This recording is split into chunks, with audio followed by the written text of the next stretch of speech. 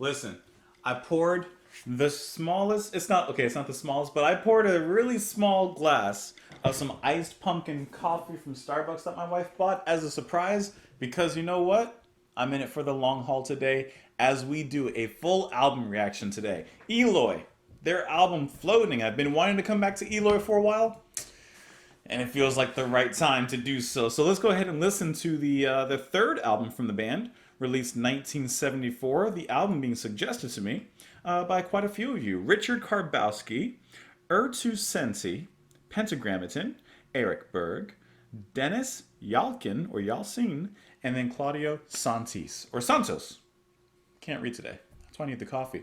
But welcome back to the channel, everyone. I hope that you're having a great time here. I hope you're having a lovely day. If it's your first time here, thank you so much for joining me as well as we go ahead and do this full album reaction. So, like I said, I've been wanting to listen to more Eloy for a while, and now is the right time to do so. So I hope that you guys enjoy listening to the album alongside with me.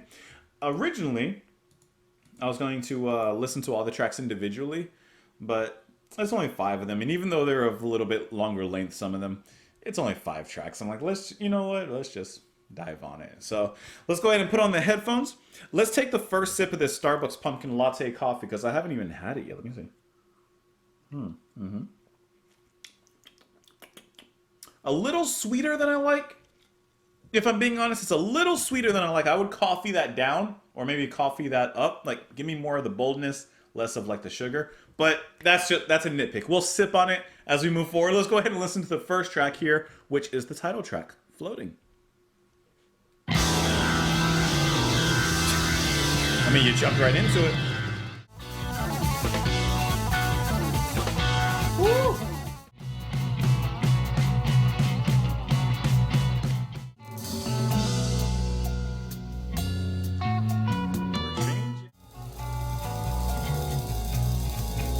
You know that Porcupine Tree had to have gotten some influence from Eloy.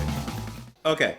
Well, I would think that Floating is the most appropriate of an introduction to the album. It's an instrumental with some with some anthemic chants in there just to kind of drive everything along, but overall it's an instrumental track to really, really put your foot down on that gas pedal straight towards whatever destination we're heading throughout this album, and it's going to be a fun adventure. You can tell by this opening track. The energy that they bring, the organ playing is fantastic. I love how the guitar comes up on the side, guitar being handled, of course, by the singer, Frank Borman, and I love how the guitar comes up and kind of dances alongside the music on kind of like in a psychedelic little dance. And then it eventually comes in further along with the music and developing, like I said, of course, that organ playing was just sensational. Going to be called, or played rather, by Manfred Wigsork.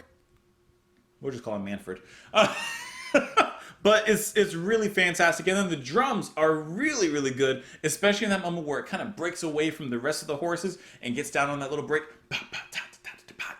Like, it's just a really, really nice opening track to get us into the album. Now, you know that with an instrumental like this that opens up the album, the next track, which is 14, almost 15 minutes long, that's where they're really going to set their talents into us. So let's go ahead. That doesn't sound pleasant. That doesn't sound like a good time. But we know the music is probably going to be a good time. Let's go ahead and listen to the next track here, The Light from Deep Darkness. Here we go.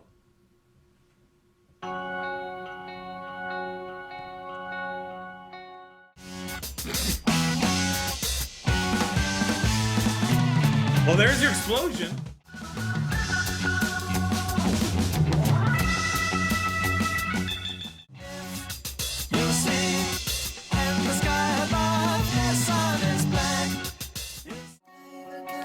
And right back to light voice now.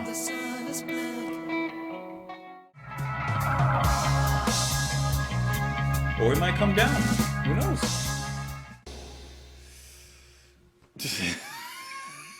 Okay. At the very end of this track, Manfred was manhandling that organ. He was good. He just absolutely lit loose at the very end. It was like just holding the storm back, and then I mean, you heard from that buildup in the back half of this track. You heard that buildup. They were getting into it, giving us that hypnotic bass line, the atmosphere swirling around us, actually kind of perfectly looking and sounding like the album cover here. You heard it was coming. And then when they popped off, they got heavy. Actually, going speaking about the whole track, I love how diverse its sound is because it kind of it fits into the same slot I would say as like Hawkwind because like they have that kind of space rocky sound, and it's so psychedelic, so vibrant, so colorful. It's so atmospherically vivid, but at the same time, especially when you're getting into the drum work, I would say, especially in some of that guitar work, it gets downright hard rock. It gets heavy with it as well. And what I like is that Frank, when he's singing, at least, me, I'm kind of used to hearing him sing in a certain way, so that when he kind of snarled some of his delivery and not growling necessarily, but like he was putting some dirt down his throat, Like he was putting something else in there. It was surprising, but it sounded great, especially within the heavy atmosphere that they had in there. Everyone is playing their hearts off in here. I love how, at least for me personally, the track doesn't rush through it. It takes a great time building up and giving us those hills, bringing it back down to those valleys, so it remains very tightly balanced, very well structured, and it's fun the whole way through. It doesn't lag. It doesn't feel like alley for me. At any point, the track doesn't drag on, and it's like, oh, okay, I'm kind of, like, can we speed this up? This could have been an email kind of energy. No. It takes its time. It does what it wants to do, and I think that it's worth every second and time in here. Let's get into these lyrics, though. The light from deep darkness. Out of the depths of nothing in nobody's time, the earth was created, the first morning starts, sun appears in the sky, wind stroking waves, evening shadows tumble down, eclipse the sun of life, herald the night, burning lights arise, people take their places, dance a merry round, they live without fear, help each other in their way of life, or way through life, tomorrow we will see they forget life's goal, destroying their future. So, basically what I kind of get an idea of from the lyrics is, I'm getting the idea of like basically these gods looking down at the earth and being like, we gave these people all these tools. We gave mankind all these different things, and day in, day out, they're still squandering it. They're not putting forth the effort that they need to achieve what like that high standard of life that they're looking for, or that we were hoping that they would look for and attain. It's like they have all the tools, but no one's doing the I don't know, tooling. If you see in the sky above the sun is black, you see up there in white the moon gets red. You fall down on your knees, the earth is gone, so far you will never see it. Like, if y'all don't fix this, you got some troubling times and some dark times ahead. That's at least what I kind of think. The light from deep darkness, like there is hope for us yet, kind of thing. At least that's how I read it. But let's go ahead and move on into the next track here, opening up side 2 of the album, which is going to be Castle in the Air. Let's go.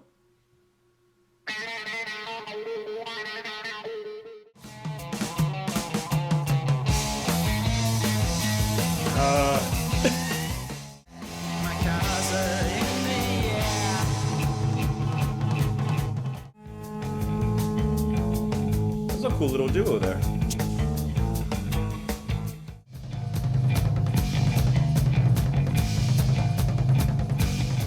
Castle in the Air. Hold on. Castle in the Air is such a snaky song. It's such a snaky song. All right, what do I mean by snaky? I don't know about you, but the feeling of the track as a whole felt like a snake charmer. Like I was being hypnotized through these snaky rhythms, and the sound and the melodies kept on curling around each other like a snake. Like the riff itself, just that like it's heavy, but there's also this kind of Eastern influence into the music itself, and even in some of the notes that are being played later on in there, and the actual like feeling of it. I don't know. I'm just kind of getting like that feel from it, and the track is very charming. It is very alluring, but at the same time, like we've heard previously, it ain't afraid to rock out in there either. My favorite moment in that track, though, is the guitar slash vocal duo solo. That is such a great moment in there, how they both hop on with each other and just take this magical carpet ride of a solo throughout that section of the track. That is so fantastic, and they do it so well. Like, they're just in perfect unison with their harmony. I really enjoy that. Then, later on, music fades away for a moment and allows basically a drum solo. Even though it's a solo in a sense, but it's not like a show-offy solo. It's the type that still maintains the rhythm of the song, the feeling of everything, and then the guitars and the rest of the instruments would come in, kind of, interject, and then kick back out. And then the rhythm would keep on going with those drums. So I guess it was a drum solo, but like it didn't feel like the type of drum solo that stops everything and completely changes how the song progresses from that point forward. It was just very well integrated, obviously very well played, sounded great, and once again, at least to me, it still kind of kept us in that hypnotized kind of gaze. Like we couldn't not listen to it. We couldn't turn it off. Like you just have to absorb it and let it go through you.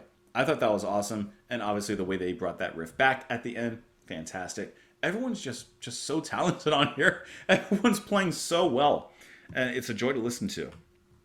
The lyrics on this one: I saw an old man sitting with his head in hands. His eyes reflect the wisdom of his life. His words painted a new world, and my thoughts just followed him. But when he stopped, something inside tore me apart, and I can't get it back, my castle in the air. So this person that he found, not only influence, but he found inspiration and perhaps motivation from this person, perhaps a muse of sorts. And that when this person is gone, when he stopped, either gone with death or stopped whatever work he was involved in or whatever inspired the perspective here, it's like he can't reach that certain place in his creativity. Maybe. I think. So I'm thinking Castle in the Sky, and it's so unreachable, it's so unattainable, though maybe before he was on his way to attaining whatever that castle in the sky may be representing. I don't know. But what I do know is we're moving on to the next track here, which is going to be Plastic Girl. A little Barbie? Little Barbie reference, maybe? Nah, let's go. That ain't plastic.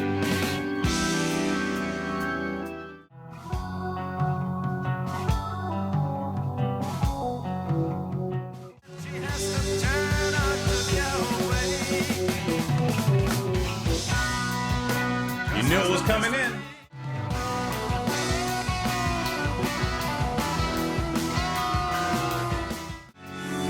They threw it out, and then they brought it back in.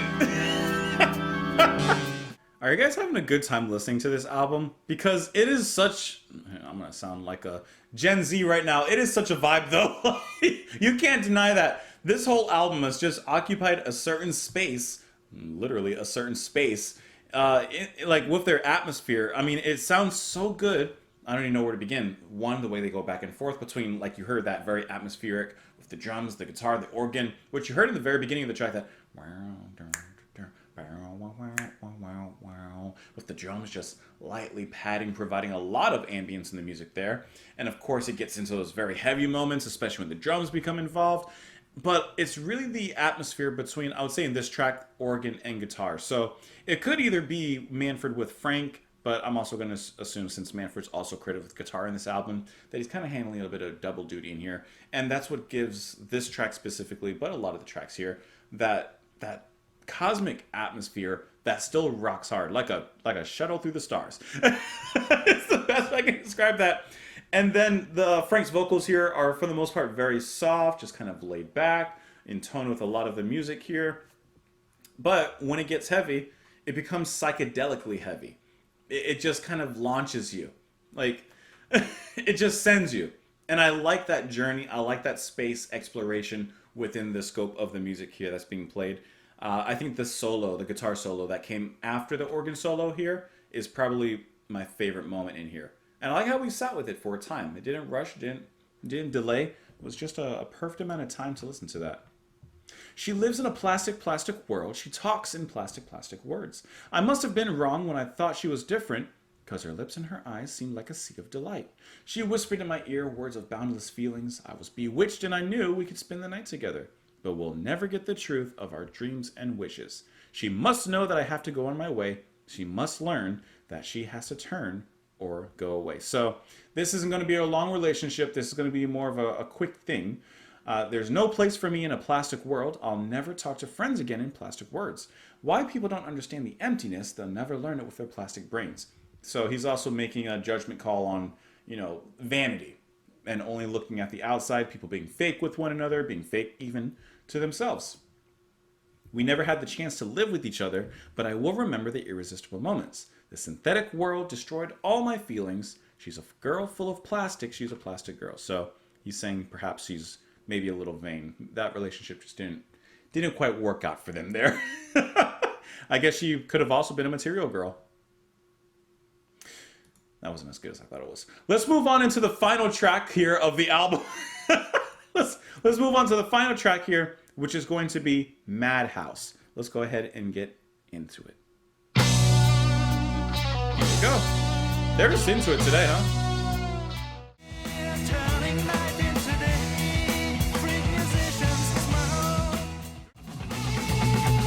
Not a tiger, but it is wild.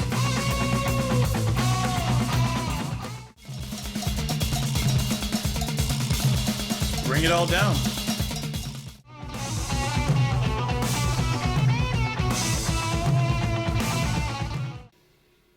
That's it. That's it. They actually took us to the madhouse and dropped us off in the midst of everything and the craziness of it all. We're left dropped off at this asylum, and I feel like we're going to be next to Jack Nicholson in One Flew Over the Cuckoo's Nest. That is such a... Okay, so we ended this album basically leaning very heavily into more of the hard rock kind of vibes that we're getting before. There's still some spaciness in here. There's still some psychedelics involved, perhaps, but it's definitely leaning towards more of a guitar-led and driven hard rock track, which is, there's nothing wrong with that because they do a great job of making heavier music and that heavy psychedelic sound. The guitar solo here, I think, is the standout. I think that's the thing that kind of makes this track so good and carries it forward and definitely takes us towards the end of the journey there. It's because I think it adds just this really, really nice amount of closure in here. The drumming, once again, is crazy, especially that moment where you get like a drum percussive breakdown at the end. I like how it's not a full-on retreading of the solo space that we got before. It's a little bit different, especially with those extra percussion elements in there. I'm not sure exactly what it is. Maybe it was cowbell or something like it, but the king, king, king, king, king, like... It's a nice track to end on. Madhouse, isolation, madhouse in desolation. A house in silence during the day seems bewitching. How everyone stays away, no one dare to go near. Madhouse, nighttime nearing, madhouse lights appearing. They're turning night into day, freak musicians smoke, drift slowly away with the music. Maybe all the people on the outside looking in don't understand the life that's there inside is not all sin. Musicians make their music, smoke, make love, so if that's bad, who outside could claim that they've got happiness like that? Which one is mad? A little bit of, I like this. I like this a lot. So this definitely seems to be more of a fourth wall break, saying, people look at musicians, look at bands as doing this all the time and this, and maybe it is a little bit of a madhouse, yeah? But if that's what makes us wrong, maybe you put the mirror in front of yourself and check yourself. Check yourself at the door. Basically, before you judge us, take a look in that mirror. I really like that, and I like what, I guess, the madhouse kind of represents, and how he says at the very end, before looking in, look out, and which one of us is mad. Maybe we're all mad down here. I think that the standout track on here is definitely going to be The Light from Deep Darkness. I would probably lean towards that as being the standout and my favorite here on the album. But to be honest, the whole album just kind of melts together, and it just has this really nice sound throughout that for us sitting here and listening to it right now, it just makes it a nice, complete listen. So I'm actually glad that I kind of took it as this, because it does have a homogeneous sound in a sense, but the style is so uniquely theirs that it's a nice kind of space that they occupy in here. Like I said, I know I compared it to, for example, Hawkwind, but they definitely have this kind of unique, these unique characteristics that kind of set them apart. Anyways, that's a fantastic album. Guys, I hope that you enjoyed listening to the album with me. I hope that you enjoyed the time you were here. Definitely hope you enjoyed the music. Hope you enjoyed the company, because I for sure enjoyed yours. If you'd like, you don't have to, but if you'd like, you can subscribe to the channel. You can press that like button. You can also support what I do on Patreon. You don't have to. I'm just glad that you're here, and I do hope that you come back tomorrow. Please enjoy the rest of your evening, your afternoon, your morning, or whatever other time it is. And I'll see you guys later. Bye.